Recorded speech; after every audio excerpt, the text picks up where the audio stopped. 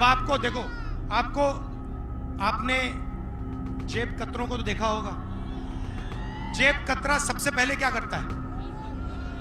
पहले ध्यान इधर करता है। देखो, पहले कहता है भैया उधर देखो, उधर देखो भैया, ओ उधर देखो। वो प्रधानमंत्री का काम है। जैसे मोदी जी कहते हैं भैया मैं समुद्र के नीचे जा रहा हूं, आप लोग टीवी ऑन करके देखते हो भैया ये समुद्र के नीचे चला गया। फिर वो क्या कहते हैं, वो क्या था वो चुनाव के समय, वो सी प्लेन, वो सी प्लेन पर चढ़ जाता। फिर आप देखते हो भैया मोदी जी सी प्लेन पे जा रहे हैं, पीछे से अदानी जी आते हैं, ऐसे ऐसे आते हैं और ये कर जाते हैं। और दूसरी साइड अमित शाह डंडा लिए खड़ा रहता है कि कोई डिस्टर्ब करेगा तो मैं मारता हूं। ये है गुजरात मॉडल। सिपाही को, जवान को पेंशन नहीं मिलेगी, शहीद का दर्जा नहीं मिलेगा, कैंटीन नहीं मिलेगी, अदानी की राइफल मिलेगी। कारतूस भी अदानी बनाएगा, ड्रोन भी अदानी बनाएगा। सही है गलत? ये एम्बुलेंस है क्या भैया? एम्बुलेंस है, इसको निकलवा दो।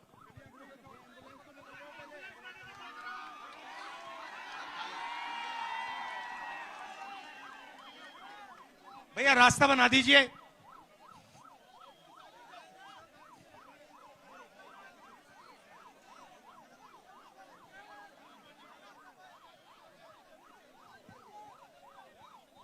तो आपकी भागीदारी 8%।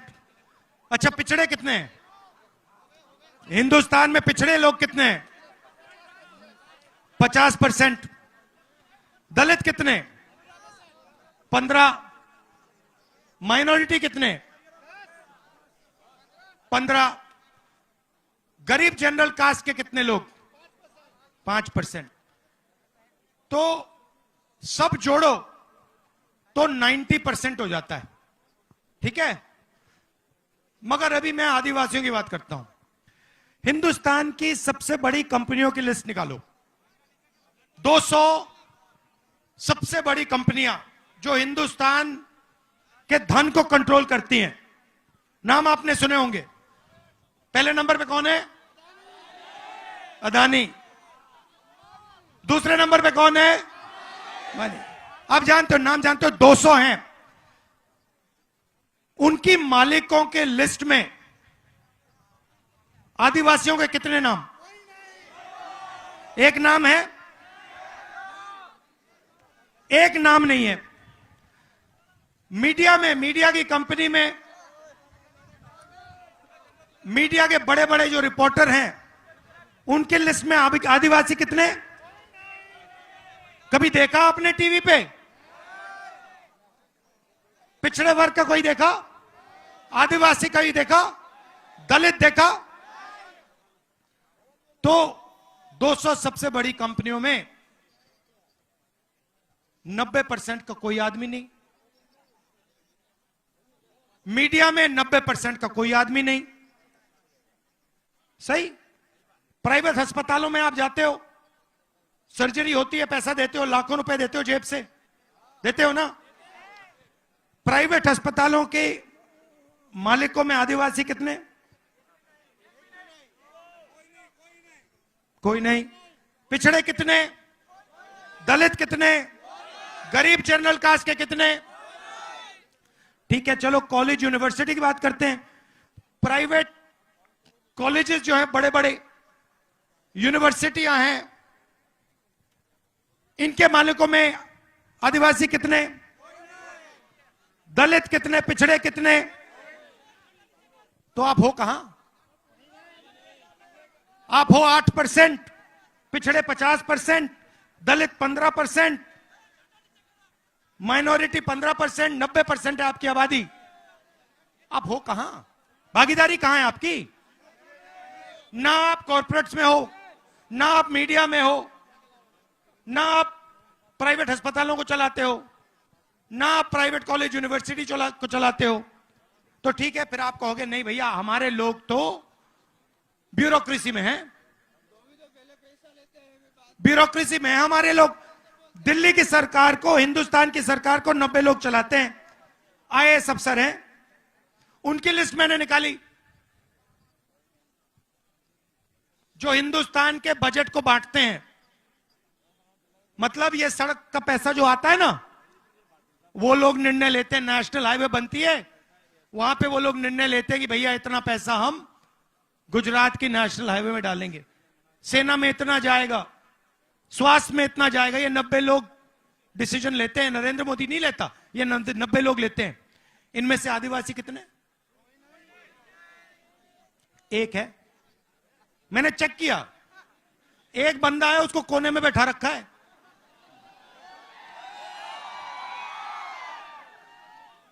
और अगर हिंदुस्तान की सरकार 100 रुपए खर्च करती है बजट में, तो आदिवासी वर्ग का अफसर कितने रुपए का भागीदार है? बताओ कितने का? कितना? 3%? 1% नहीं, 8 नहीं, 100 रुपए अगर खर्च होते हैं तो आदिवासी ऑफिसर 10 पैसे खर्च करता है।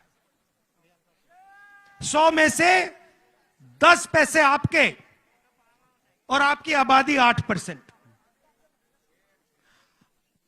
और जब भैया अदानी को जमीन मिलती है तो किसकी मिलती है? तो फिर आपका नंबर पड़ता है। जब जमीन लेने की बात होती है तो आपको सबसे सामने लाइन में खड़ा कर देते हैं, और जब भागीदारी देने का टाइम आता है तो सबसे पीछे खड़े कर देते हैं। इधर केवड़िया में भी ले लिया है सर। कांग्रेस पार्टी ने जमीन अधिग्रहण कानून दिया था, 4 गुना मार्केट रेट से ज्यादा पैसा मिलना चाहिए। कितना कॉम्पेंसेशन मिला वहां? सर यहाँ पे पहले तो उनको जमीन ले ली, अभी रोजगार के लिए लारी गल्ले भी नहीं दे रहे, और जो कंपनसेशन देते हैं वो कहीं ज्यादा देते हैं, और यहाँ पे तो आदिवासियों को अपने जीवन निर्वाह चलाने के लायक भी नहीं छोड़ते। हाँ, तो आपका जल, आपका जंगल, आपकी जमीन उठा के ले जाते हैं, आपसे कहते हैं भैया विकास होगा, और फिर जब आप देखते हो आपको कहीं भी देश में भागीदारी नहीं मिलती। यह विकास, आपको यह सवाल पूछना चाहिए, विकास किसके लिए हो रहा है? यह 90% के लिए हो रहा है, या यह 2-3% अरबपतियों के लिए हो रहा है? अदानी अंबानी का हो रहा है। अच्छा, नई बात निकाली इन्होंने। आपको क्या कहा जाता है? आपके समाज को क्या कहा जाता है? आप कौन हो? आदिवासी, राइट? आदिवासी शब्द का क्या मतलब? हाँ, क्या मतलब है इसका, आदिवासी का? आदिवासी यहाँ देश के मूल मालिक है, और जल जंगल जमीन पे सबसे पहला अधिकार है। और कांग्रेस और राहुल जी ये हर जगह, छत्तीसगढ़, झारखंड, और जहां पे भी हम कांग्रेस गई है, और ये एक ही बात चलाई है। तो आदिवासी का मतलब हिंदुस्तान की जमीन के पहले मालिक। मतलब जब यहां कोई नहीं था, जंगल था, तब भी आदिवासी यहां हिंदुस्तान के मालिक थे, बराबर थे। अब इस शब्द का मतलब क्या है कि अगर आदिवासी हिंदुस्तान के मालिक, सबसे पहले मालिक थे, तो हिंदुस्तान में आदिवासियों को भागीदारी मिलनी चाहिए। उनकी जमीन, उनका जल, उनका जंगल उनको मिलना चाहिए। इसका यह मतलब, शब्द का यह मतलब है। जब मैं आपको आदिवासी कहता हूं, मैं आपसे कह रहा हूं कि भैया ये जो देश है, इसकी जमीन पहले आपकी हुआ करती थी, और इस जमीन का, जल का, जंगल का अधिकार आपका है। इस शब्द का यह मतलब है। वनवासी का क्या मतलब है? वनवासी मतलब जो जंगल में रहते हैं। जो जंगल में रहते हैं उनके कोई हक होते हैं? जो वनवासी हैं बीजेपी आपको वनवासी कहती है, आपको आदिवासी नहीं कहती है। सही, उनके भाषण देखो, वो सब टाइम कहते हैं वनवासी। ये उन्होंने आपका नाम क्यों बदला? क्योंकि ये आपको अधिकार नहीं देना चाहते हैं, और ये चाहते हैं कि आपको ये वनवासी कहें, और आस्ते आस्ते आस्ते आस्ते हिंदुस्तान में वन खत्म हो जाए। और फिर जब वन खत्म हो जाएगा, आपसे कहेंगे भैया आप वनवासी हो, मगर जंगल तो है ही नहीं। तो जंगल गया, पानी गया, जल गया, आप तो कहीं के नहीं रहे। तो ये फर्क है सोच में। अब आप मुझे कहोगे आगे का रास्ता क्या है? सबसे पहले मैं आपको याद दिलाना चाहता हूं कि चाहे वो पैसा कानून हो, चाहे वो जमीन अधिग्रहण बिल हो, चाहे वो ट्राइबल एक्ट हो, ये तीनों ऐतिहासिक काम कांग्रेस पार्टी ने आपके साथ मिलकर आपके लिए किए थे। और मैं आपको यहां आश्वासन देना चाहता हूं, सबसे पहला, कि आप आदिवासी हो, आप वनवासी नहीं हो, और आपका जो हक है जल का, जमीन का, जंगल का, वो आपका है, और कांग्रेस पार्टी वो आपको दिलवाएगी। मैं आपसे एक सवाल पूछता हूं। ये देखिए मीडिया वाले खड़े हुए हैं यहां पे, देखिए उनकी ओर देखिए जरा। नमस्कार, कैसे हैं आप लोग? हेलो। मुझे एक बात बताओ, ये जो हैं, ये इन्होंने आदिवासियों की जमीन के बारे में कभी बोला टीवी पे? कभी इन्होंने किसान के बारे में बोला है टीवी पे? मजदूर का चेहरा कभी दिखाते हैं? क्यों नहीं? अदानी मीडिया, मोदी मीडिया,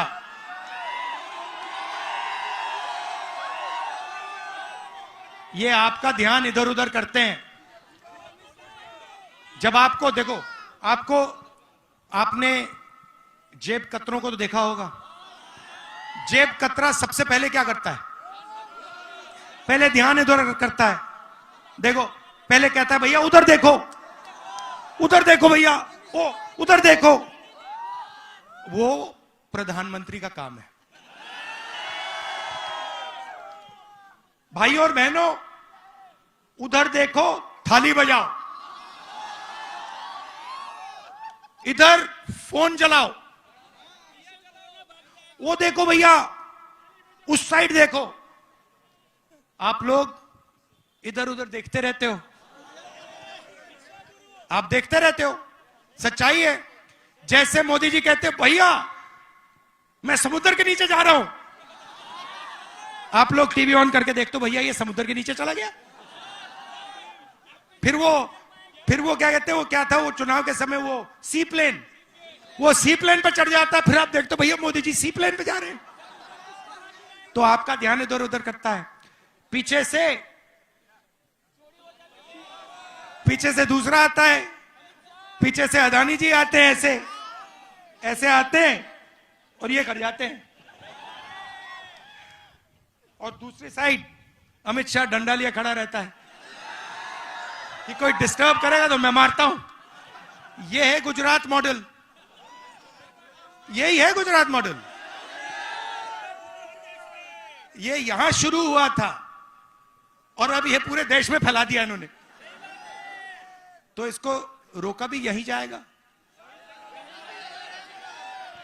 और कौन रोकेंगे?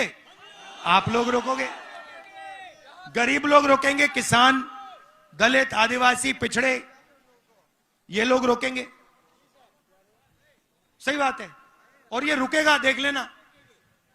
मगर ये मत भूलिए, जाति जनगणना क्रांतिकारी कदम है, ये आपको छोड़ना नहीं है, ये छोड़ना नहीं है आपको। ये आपको आपका ये दरवाजा खोल देगा, दीवार तोड़ देगा। ये भूलिए मत मेरी बात। मेरा लक्ष्य है कि हिंदुस्तान का जो धन है, जो संस्थाएं हैं, उनमें हिंदुस्तान के सब लोगों को भागीदारी मिले। चाहे वो शिक्षा हो, स्वास्थ्य हो, बड़ी बड़ी कंपनियां हो, मीडिया हो, मेरी सोच है कि सब लोगों की भागीदारी होनी चाहिए, सब लोगों को जगह मिलनी चाहिए। और पहला कदम, क्रांतिकारी कदम जाति जनगणना है, फाइनेंशियल सर्वे है, इकोनॉमिक सर्वे है, भूलना नहीं है। एक बात अगर आप इस भाषण से अपने दिमाग में रखो तो यह है, जाति जनगणना को छोड़ना नहीं है। जाएगा। अच्छा, पहले क्या होता था? हथियार कौन बनाता था? HL। हाँ, सब कुछ जानते हो आप लोग, गुजरात के लोग सब कुछ जानते हैं। HL, Indian ordnance factory, DRDO। अब कौन बना रहा है? अदानी डिफेंस। वो अंबानी अनिल अंबानी में, उसका थोड़ा बिजनेस खराब हो गया बेचारे का। तो अब क्या होगा? सिपाही को, जवान को पेंशन नहीं मिलेगी, शहीद का दर्जा नहीं मिलेगा, कैंटीन नहीं मिलेगी, अदानी की राइफल मिलेगी। कारतूस भी अदानी बनाएगा, ड्रोन भी अदानी बनाएगा, राइफल भी वो बनाएगा। बनाएगा नहीं, इजराइल की कंपनी के साथ उसकी पार्टनरशिप होगी, असेंबल करेगा, थोड़ा सा पैसा वो लेंगे, थोड़ा सा पैसा ये लेगा, और हिंदुस्तान का जवान बिना ट्रेनिंग के शहीद होगा। तो ये है इनकी सोच। इसका बहुत जबरदस्त नुकसान होने वाला है। अभी जनता को समझ नहीं आ रही बात, इससे बहुत भयंकर नुकसान होने वाला है सेना का और हिंदुस्तान का। तो ये मैं आपसे मैं आपसे बात कर लूंगा। तो ये मैं आपसे कहना चाहता था, जाति जनगणना, इकोनॉमिक सर्वे नहीं भूलना है। वायदा करो मुझे, नहीं भूलेंगे बस, और करवाएंगे।